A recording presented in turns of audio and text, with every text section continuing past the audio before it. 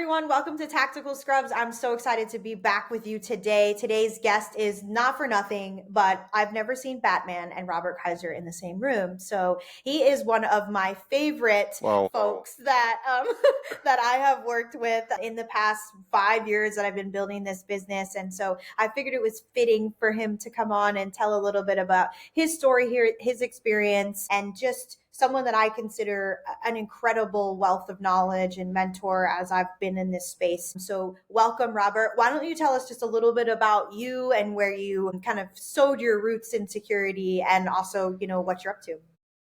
Wow, that's a very, very long story. Well, I'm not trying to make it up. It's a very long story.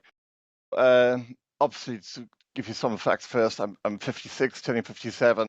Started working. You look great, though. You look great, honestly. Thank most you. I times. agree wholeheartedly.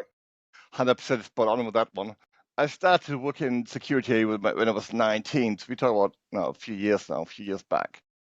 I was then involved with the government in terms of intelligence and security overseas, but it's all long stories on all in the past, really. I always sort of prefer to talk about the present and over the last few years. So my life sort of began again. My second chapter of my life began about 1999, just before millennium. I moved to the UK. Okay. Just to find some peace, actually, because I wasn't in the greatest place of my life. And where are you from originally? So people who are listening can point your accent. The story gets longer, doesn't it? So I was born in Germany. Okay. So I grew up there, but then I spent a lot of time overseas, and then again, just before millennium, I moved to the UK. I was in a good place at the time. I had quite a few what I call daemons in my head, the constant fight between demons and angels in my head. So I lived in a very, very beautiful countryside in the north of England, in a very remote area. Yes, that's where I lived, in the north of England, and I loved it. I was so in love. Give me Yorkshire tea any day and some beautiful countryside. It's paradise, really is. And then ultimately, I got involved. It was sort of, again, I try to keep it very, very short, to be honest, and it's such a long story. So one day, anyway, and it was at a hotel bar in the Yorkshire Dales. I met a lady who was in charge of. Lots of good things happen in bars in Yorkshire. I know. She was in charge of dealing with physically disabled people of Leeds City Council here in the north of England. And she told me the story about that there were three guys who took a guy who sat in a wheelchair. They grabbed him with a wheelchair and put him on a railway track. And that incident was caught on CCTV. And she was quite convinced that there was something about me that I could help, whatever reason. So the plan was that one Tuesday evening. Why do you have that attraction? I called you too. I was like, help me. That's how I met you. You just have a face. You should be a Walmart greeter. If things don't work out for you, come to Walmart, put the greeter on, and you can be like, I'm a Walmart greeter, because how can I help you? I don't know what it is. I can promise you I had calls literally at 3, 4 at the middle of the night saying, Robert, I'm in trouble. Can you help me? And for whatever reason, people believe I can. Nevertheless, what happened then is, so I was called in and supposed to run a 1.5 hour training session with about a dozen of physically disabled individuals. That turned into a 12 weeks weekly gathering where I taught them a few things that have got nothing to do with martial arts or any of that.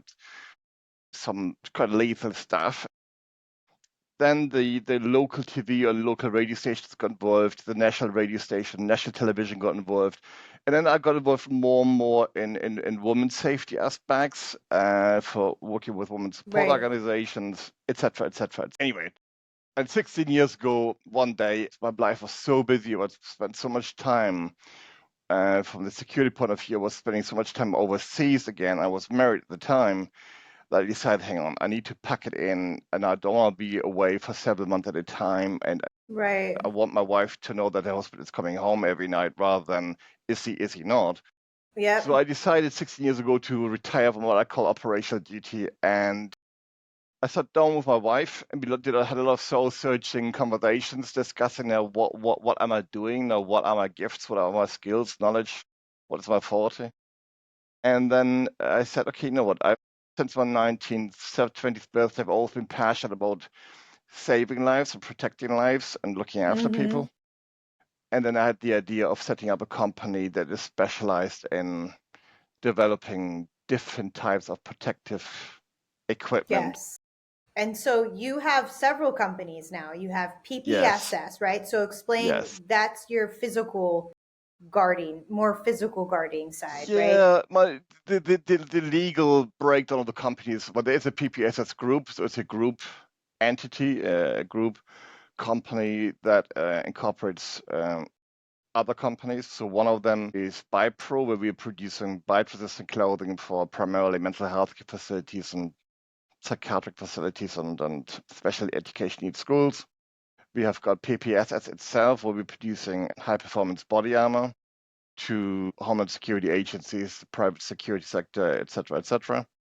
Then we've got another company that is called Cuttex Pro, where we're producing protective clothing primarily for individuals working in sheet metal and in flat glass production. And then we've got another American company who takes care of our American interests because it's easier to supply American government agencies with an American registered company Right, where right. they can pay in US dollar and we can invoice in US dollar. Correct, correct. And So so that's what that's kind of PPSS Group is how encompassing. that's how I reached out to you originally, was Yes. because I saw the Bite Pro product. So as a Yes. nurse who's been bitten by patients, one time I was even bitten by a homeless person's dog. Yeah. But that product to me is something that I recommend for our training guys, for any officers that are in healthcare environments, to have the option for bite proof or slash proof reduction materials. And I love the blunt force dispersing vest, that front loading, the really lightweight one. That's one of my favorite inventions that you guys have made. So you left this in, you did your years of security and saw all the gaps and problems, and then Yeah. decided to innovate to create a product. Now I know you can't tell us what's in the material, but how did you get to the point where you designed something like that, that's bite proof or slash proof? That's a good question. And I think you will like the answer. So the story goes. Here's, so the story goes. So initially, when I created PPSS Group, that's 16 years ago, there was an incident where one of my best friends, he is the father of my 3 uber gorgeous goddaughters. His name is Craig Wild. He wouldn't mind if I mention him. He was Shout out to previously. Craig. Shout Hi, out to Craig. Craig. He was previously an infantry soldier for the British Army, served in Afghanistan, etc., etc. Then he came back and became a prison officer in a high security prison in the northeast of England called Franklin High Security Prison near Durham. And one Okay. morning he opened a prisoner's cell door and he had a broken Tabasco bottle or something similar, a glass bottle in his hand.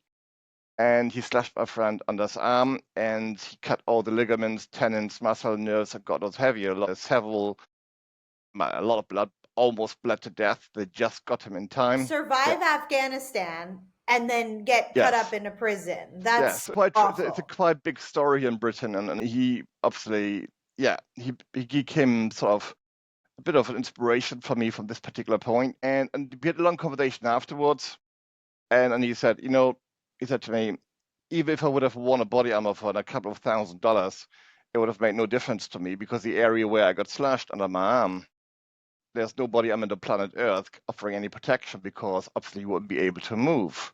So he said, now, would you ever consider creating something that actually offers protection in areas like where you have to move around your neck, your arm between your legs, and God knows where have you?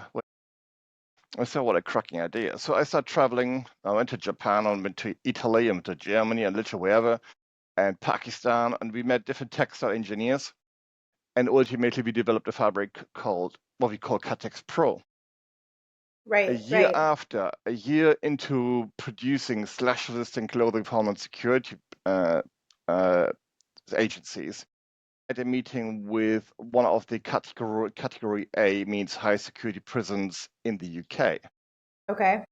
and we Actually start. got to visit one of those when What do I you was think? over there. I Interesting. think they're really interesting. I went with a Yeah. transport company. I went with Secure 24 Oh as they yeah, were moving a I've heard the patient. story. I've heard. Yeah.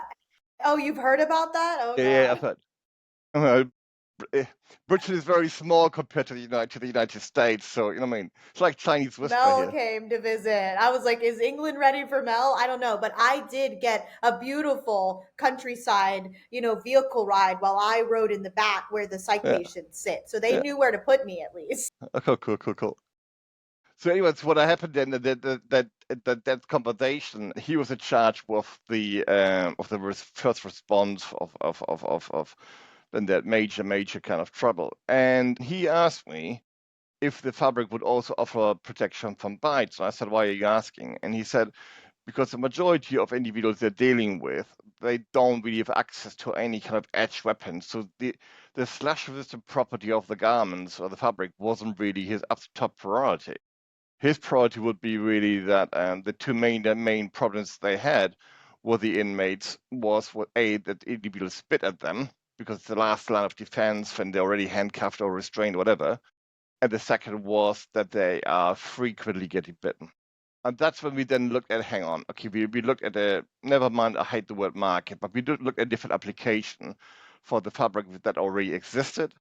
Then suddenly, slashes and clothing, was one thing, and then we created a different brand and then ultimately a different company to address the bite-resistant application. Primarily, as I said, it's sort of special education needs schools, high security hospitals, psychiatric wards, and healthcare And facilities. it works. I can attest to you Yeah, that it works. I've used it. yeah, I I agree. wear it. I think that it's a great product and something that Thank you. I've definitely used, especially the arm guards, the Yeah, forearm guards.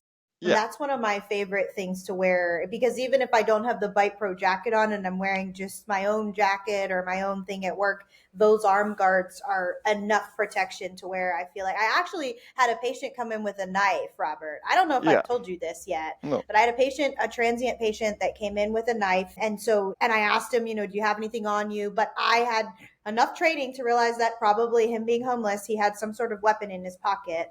And so the nurse that was his primary nurse, actually, him and they weren't getting along very well. And so he pulled a nice knife on that nurse. I heard her yell. I came in. I was able to use the bite probe because I had it on to grab the knife yeah. and hold on to it well enough to get his hand off of it and direct her to be able to get out of the room into safety. But I would have never been able to do that if it You weren't know, for the fact that I had the bite pro on.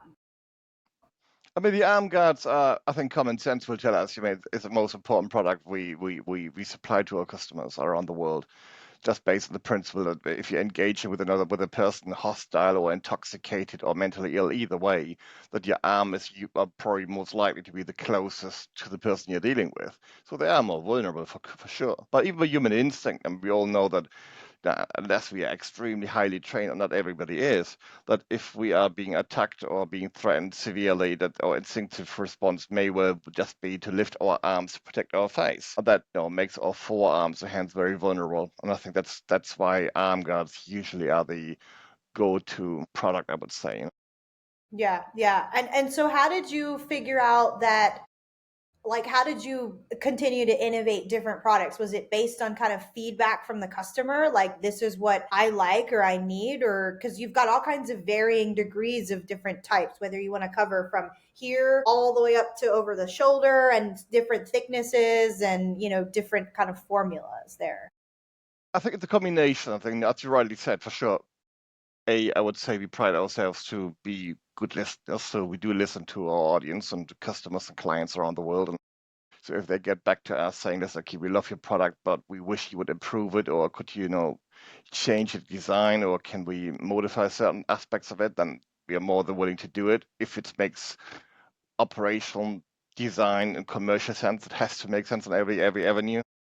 But I also want to ultimately, it's just on me on my own. I've got four directors by my side who bring an incredible wealth of knowledge and skill and experience to the table. One of our directors has retired, literally is retiring this week. And a new director will be appointed in 4 weeks from now, someone with 35 years experience within the prison service and the healthcare sector. So I think That's it's a awesome. combination of listening to to our customers and clients, and also I think ourselves having strong opinions based on our own operational experience backgrounds. Yeah, yeah. I think like that's one of the things that I've seen,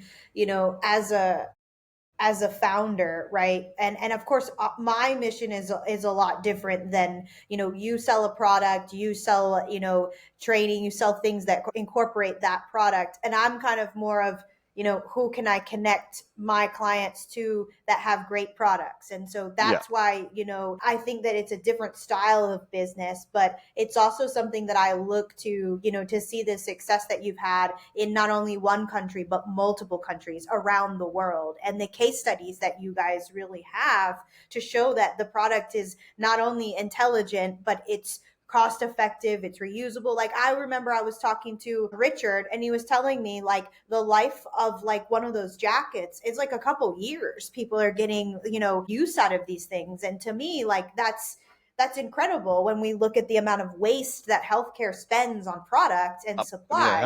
100%.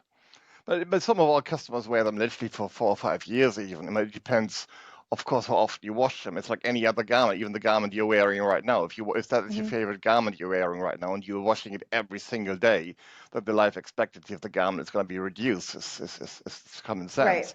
If you And only it's wash like, it, if you only wear it like 1 hour every week or a couple of day a week, and you only wash it once every fortnight, clearly the life expectancy will be expanded significantly.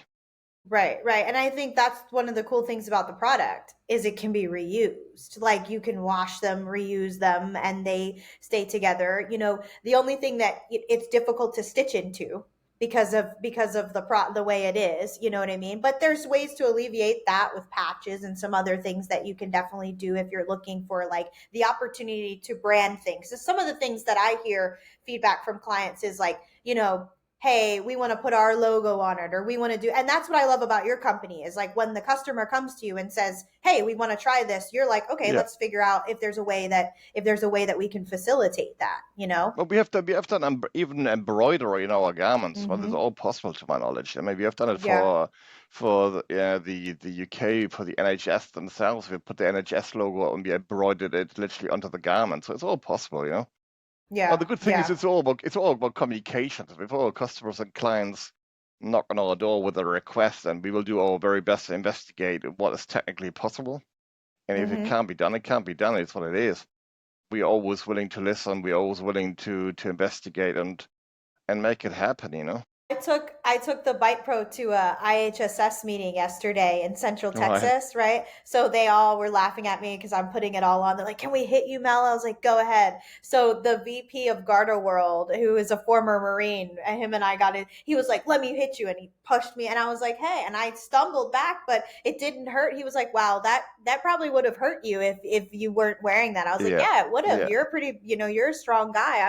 I'm not gonna go toe to toe with you." Yeah. And so, but it was just neat to see the product. And Doug said, have you seen that video of Robert from years ago where he goes out to that range and tests his own bulletproof vests? I was Have like, you what? have you seen it? Have you seen No, it? I haven't, but I am Right. definitely going to link it in the show notes. So tell us about that. Like, tell us about testing your own product and Well, the fact that you believe in it so much that if you can't wear it. what happened? Must be 13 years ago, I believe. 13 years ago, I identified a need for extremely thin and COVID bulletproof, bullet resistant vest, whatever you want to call it. Yeah, we prefer to call it bullet resistant. I made it my mission to develop what I believed at the time was the thinnest bullet resistant vest in the world. And again, I sat down with scientists and technical engineers, God knows what have you, and ultimately we did. We came up with a body armor at the time that was 1.4 kilogram and 6 millimeter thin. And so all the individuals I was associated with from a previous life, I call it, they didn't really believe that technically that was possible. That was beyond what they believe is actually really real. They thought that I was a little bit overcooking, exaggerating, getting a little bit too excited, you They know. were And about to get Robert, right? I yeah, said, you're about to get Kaiser. They were I about had to to, show you. that's what I do. I've always believed in the company, and I've always led the company by example. I've never asked anyone in my company, no director, no one, to do anything that I haven't done before. That's what I believe good leadership is all about. So Right. ultimately, we designed the body armor, and yes, I decided to be the first person, to my knowledge, to say, okay, I will get shot at the time, and it wasn't an easy task. But first of all, it was quite complex because first of all, I need to find someone who is willing to shoot me. Yeah, Right. it's not something everybody wants to do. So I need to find someone who would shoot me because ultimately that person needs to deal with.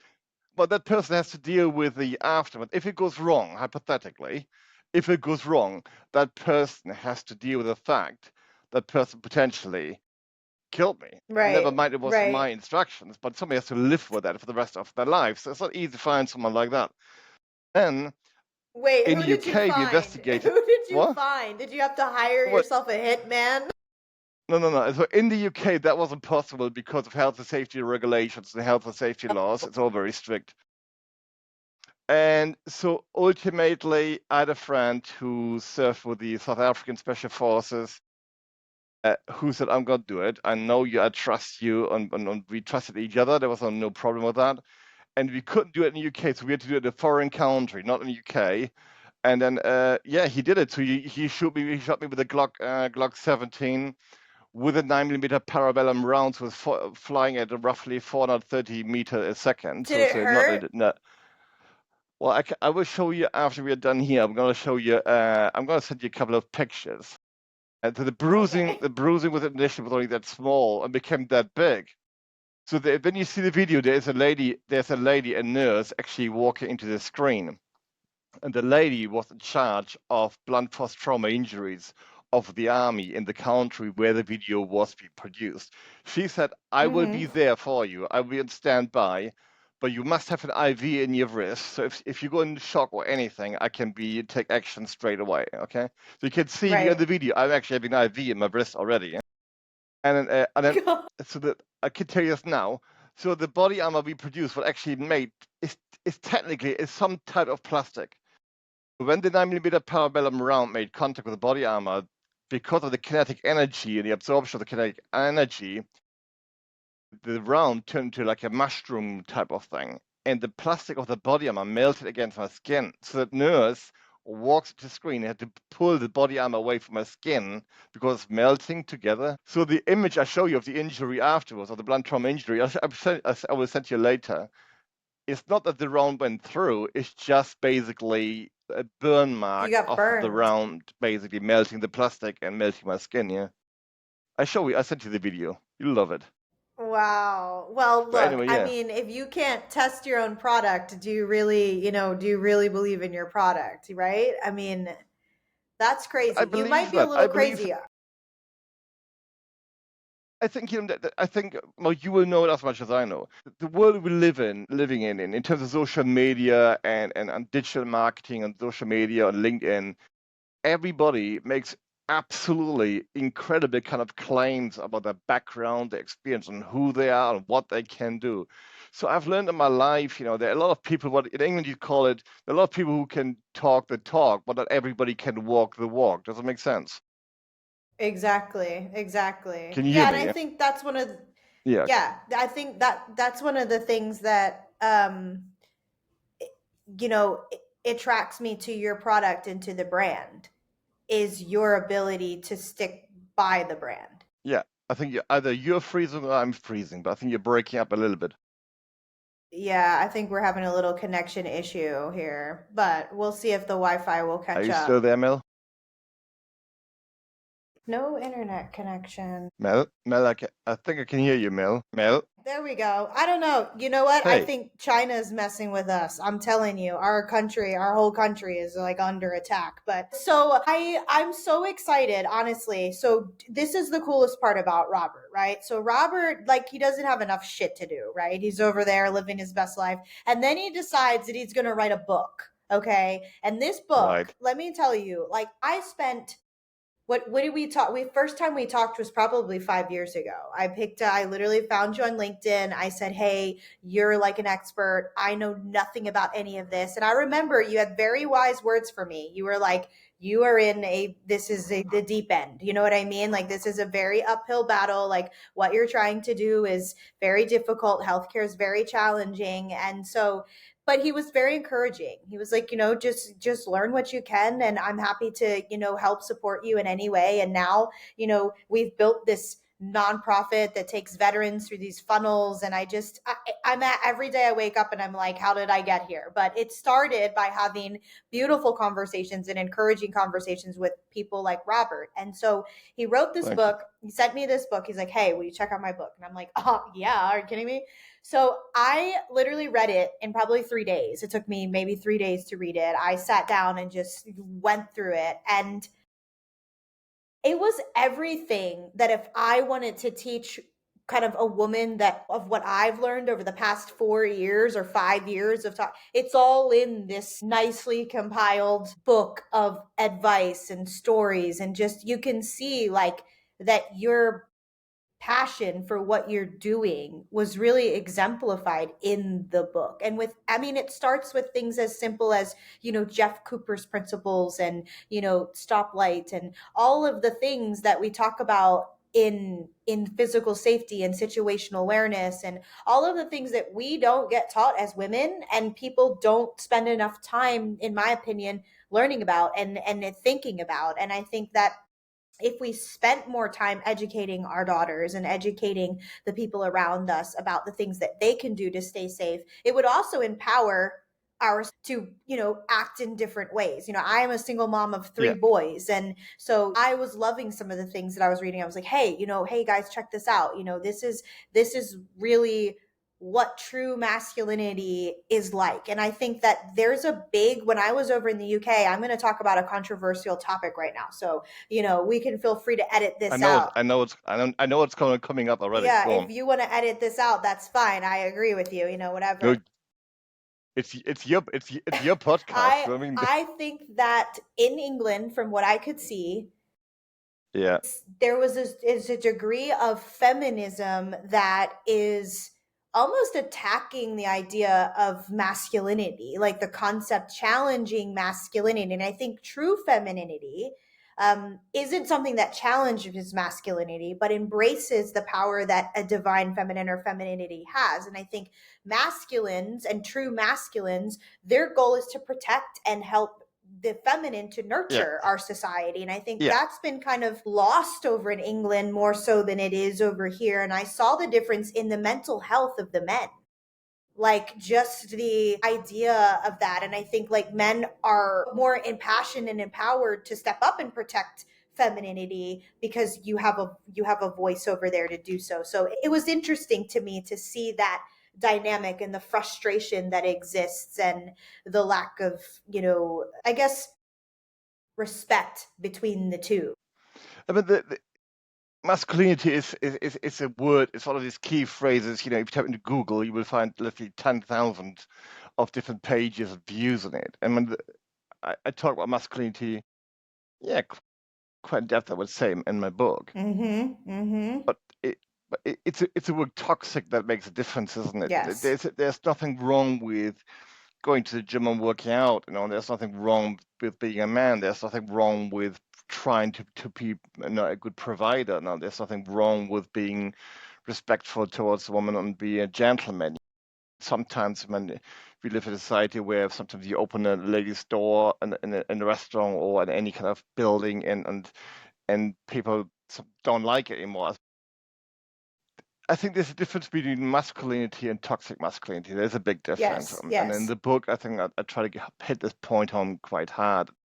The fact of the matter is there are a lot of male individuals out there who have got a very, very ill and toxic mindset and an attitude towards women, and this is where I've got a problem with, I'm a very old school gentleman. I love to, I think I would say I'm a good husband. I certainly like to treat my wife well, Mm-hmm. and I believe that is part of my masculinity, and I'm proud of it, and I'm proud to be masculine from that point.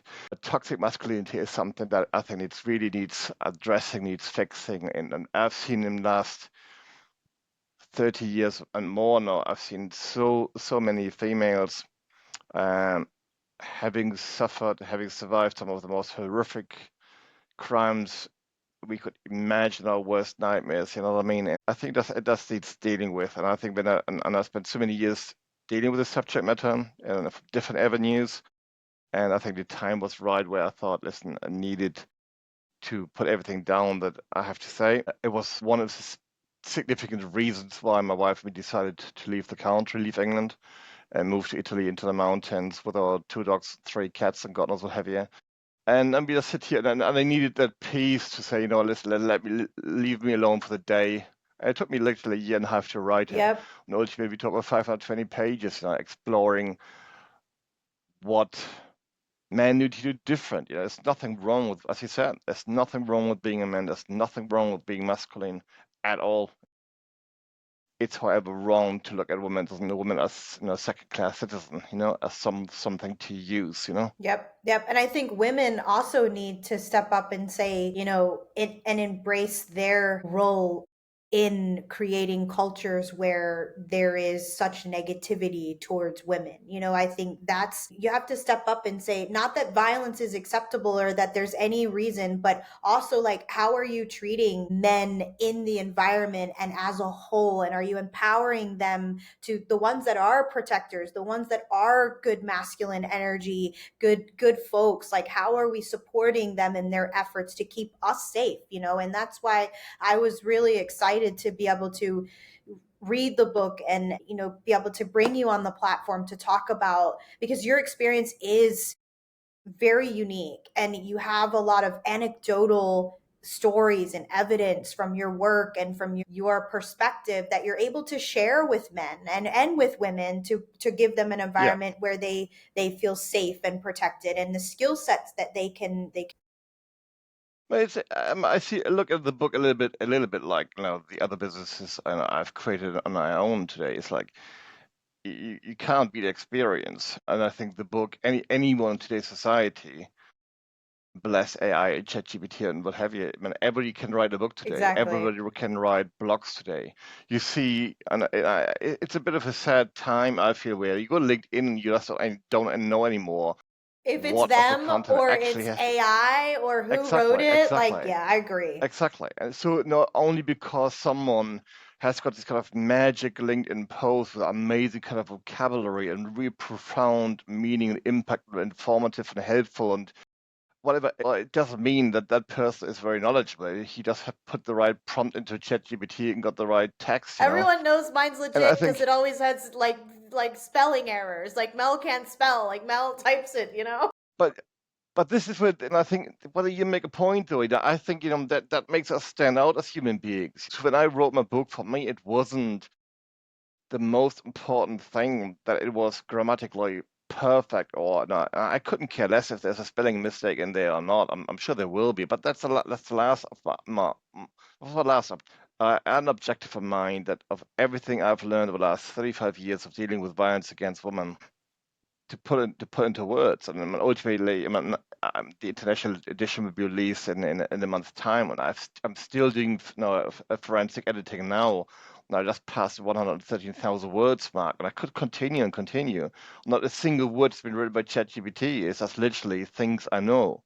There are there's content in there where I actually speak about specific females I have worked with in the past, individual females who felt comfortable enough to tell me things that they haven't shared with anyone else. I tell you a story, man. It doesn't matter. I can tell you a story now. I need to be a bit vague, but never mind. So when I came to UK, I was in a good place, and then ultimately lived in a beautiful, beautiful countryside in the middle of nowhere. And I've always believed, I've learned in my life that people don't always give you the an honest answer the first time you ask them. So Mm-hmm. I've learned in my life to ask literally 2, 3 times sometimes. So this young lady walks down the high street. I've never met her, by the way, never ever. A really beautiful, gorgeous woman. She was absolutely very, very well known in this village. Everybody loved her. She was everyone's sweetheart. She was bubbly. She was full of life. She was happy. She was literally the most loved person in that village. So anyway, she came down the street, never seen her before. Anyway, I was single at the time, so I just asked, "Listen, are you right?" And she looked at me like, "Who the hell are you?" type of thing. Mm-hmm. Like, yeah, I'm all right. And I looked at her like, "Are you sure?" And she said, "Yeah." And I knew something wasn't right. It was just an instinct, I sort of developed over in my career, I guess. And I asked a third time, "You're right." And ultimately we started chatting and talking.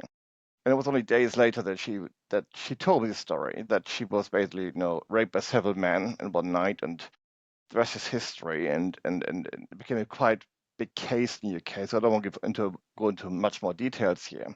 The point I'm trying to make is that that conversation I just referred to took place in the year 2000 or 2001. Last year, when I was at the final stage of the UK edition of my book, about 2 months before, when I started writing the intro, the last part of the book I Yep. actually wrote was the intro. That was about in October last year, so 2024. So 23 years after I actually was in conversation with her, and we spent about 3 years together. So it was 21 years after we had last time with any communication. So 21 years later, I call her to say, "Listen, here's the story. I've written a book," and I explained what the book about. She understood why, because she understood who I was. And I said, "I mentioned your case in a very, very vague way, and Mm-hmm. I don't want to give any information away to make sure nobody can identify you. But is it okay if I say X, Y, Z?" And obviously, she is though maybe 4 or 5 years younger than me, so she would be like maybe 50 or early 50s, and she's got a young adult daughter. And she told me, and that's the most important part. Sorry for rumbling on, No, it's that good. even today, her best friend doesn't know Doesn't about know. the brutal assault. Yep. Her own daughter, adult daughter, doesn't know, and her mother doesn't know. So even 24, 25 years later after the assault, I'm the only person she ever told. So what I've learned from that, and again, had a massive impact on me writing the book, that how many women are there who have gone through some horrific experiences and either never ever come forward. And they might not come forward because either they don't trust the police, they will not be investigated properly. They might not trust their family members, that they will not be believed. They will not trust their friends, that they will actually listen. That they're offering, that they will offer the help, unlimited help, unconditional help, that they will be believed. And that's for me the most shocking part. The shocking part is not, for me writing the book, is for me the shocking part is there are millions and millions of women out there who go through, have experienced some horrific stuff. And I hope that book will give them some level of empowerment and some level of encouragement to say, hang on, I can imagine what you have gone through. I'm aware of too many incidents or stories I've heard in my life. But the book is partly to say there is help out there. Yep. Yep. The only way you can heal, if it's PTSD, trauma, it doesn't matter what you want to call it, if the only way you can heal from any traumatic experience, you have to share the information with You have to someone. You can process either it. write You it, have to you process can write it. it down. You can join a charity to empower other women. You can go to psychologists or psychiatrists. You could do whatever but you have to vent and unload. Well, that's when healing starts. So the book was partly for me to say to women, you know what, regardless what happened to you, there is light at the end of the tunnel. 100%. There is a life can be good. You don't have to be in an abusive relationship for the rest of your life because you believe there is no other way out. There is a way out, guaranteed. I've learned in my life, in my professional career, that every problem I have faced, every single problem, without any exception, there's always a solution for it, every single time. Yep. Yep. I agree, and I think like as a woman who has been a victim of violence, especially in the career that I chose, I think that it's so important that we allow people to tell their story. And that's one of the things that when I go out and do training that I found was missing was the officer stands in front of the group of nurses, mostly women, and says, "This is what you should do to protect yourself," but Yeah, doesn't talk about the last 10 years where we haven't had the resources or the training, or and we haven't had anybody to step up and protect us. And I think it creates a barrier and a resistance to actually accepting the advice, because you're not ready to process how you're not ready to uncover that. You put that in a compartment and you let that go so you can continue to do your nursing job. And so Yeah. for Yeah. demographics that we serve, like schools and healthcare organizations, 80% of the workforce or more is women. So we have to have products, we have to have people that are willing to tell the story for us, and I think that's one of the things that, inspires me about you is you aren't a woman. It's not like you have personal stories that you've resonated with and you've carried with you, and you've carried those stories, and you're being a voice to the many women who will never be able to tell their story. And I think that that's really important. And I'm super grateful to you today for taking your time out of your busy schedule. And also my faux pas with the scheduling. Like, everyone knows Mel's at the point where she needs a really good assistant, because I can't even keep a hold of my AirPods. Like, we're lucky I have them in right Yeah. now. Like, I've got crazy things going on. I was already at 8 o'clock, and when you didn't join the conversation by 10 past, quarter past, I sort of told myself, I know you wouldn't have forgotten. That was a given. So I was sure, you know what? I think she's forgotten where I actually live, and Yeah. she got it probably wrong by an hour. So I said to so I went back to my house, which is like 50 meters away. I'm just in a separate building, and I went to my wife and I said, listen, I'm gonna go back to your office at about 10 to 9. I'm sure it's gonna be fine.